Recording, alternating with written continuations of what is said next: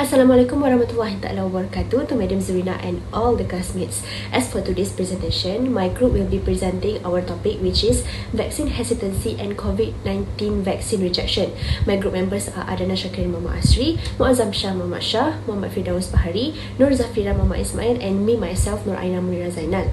So in this presentation, we have important key terms, issues, implications, and also the actors involved. So without further ado, let's get started. Our main focus for this presentation is to educate people about the importance of getting vaccinated during this pandemic and to give awareness to those who refuse to take the vaccine, also the consequences that they might get. Assalamualaikum, my name is Firdaus. Before we proceed with possible cases, let's know about vaccine hesitancy and COVID-19 vaccine rejection. Rob Butler said that vaccine hesitancy refers to delay in acceptance or refusal of vaccine, a type of medicine used to boost immune response against COVID-19 virus, despite availability of vaccine services and influenced by factors such as complacency, convenience, and confidence. While vaccine rejection, according to Nur Ismail, is rejection on having vaccination because of influence made by the group of anti-vax movement and against the public health practitioner. There are several issues relevant to the topic of vaccine hesitancy and COVID-19 vaccine rejection. The first issue is on teachers who reject vaccination. The rejection of the COVID-19 vaccine among teachers would risk safety towards students, other teachers, and harm the environment in the school. Furthermore, the issue is on soldiers subject to disciplinary action for refusing vaccine. There is a case of an army fired for refusing COVID-19 vaccine loses pensions. Moreover, the issue is on pregnant women hesitant to receive COVID-19 vaccination. Despite the proper advice on health, pregnant women still do not believe that COVID-19 vaccine is safe during their pregnancy because they are so onto social media and misinformation. In addition, vaccine hesitancy among parents in a multi-ethnic country, which is Malaysia, is also one of the issues that arise under this topic. Majority of the parents were concerned about the safety, side effects, and efficacy of childhood vaccines.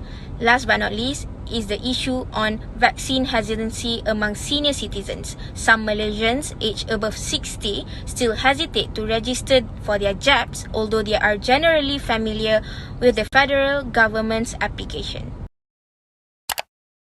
Affected by the issues. First, under civil servant, the actor for the first issue is the teacher, and those affected are students, other school staff, and the Ministry of Education. The main actor for the second issue is soldier. Soldier plays important roles during pandemic as frontliner, exactly public the one affected, also Malaysian Army, their families, and colleagues. The third actor is pregnant women, and their newborn babies would be at the higher threat by this issue. Other than that, parents are the main actors that are involved in the fourth issue, as their children are going to be put on this matter. The main actor for last issue is senior citizen, as older people face significant risks contracting COVID-19, their families and government included as well. For ethical implications, there are three implications that can be seen under this issue, where the first one is delayed herd immunity. The government will be tracking down those frontliners who fail to show up on their vaccination appointment date, and further action will be taken, whether they were absent or refused to be vaccinated.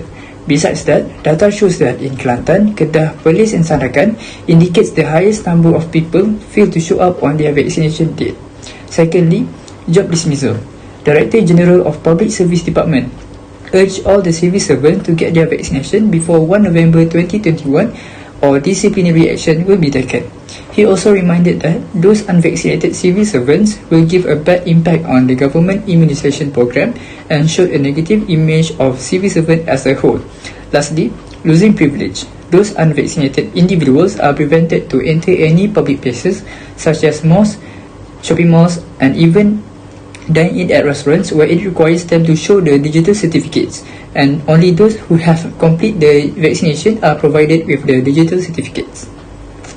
In conclusion, getting vaccine done is important for everyone's safety. Being responsible for each other are important too. Follow all the SOPs during this pandemic, such as wear a mask in public, always sanitize hands, and use MySejahtera app to scan every time entering any premises, and avoid being in a crowd without any social distancing. Together, we can fight this virus. Thank you.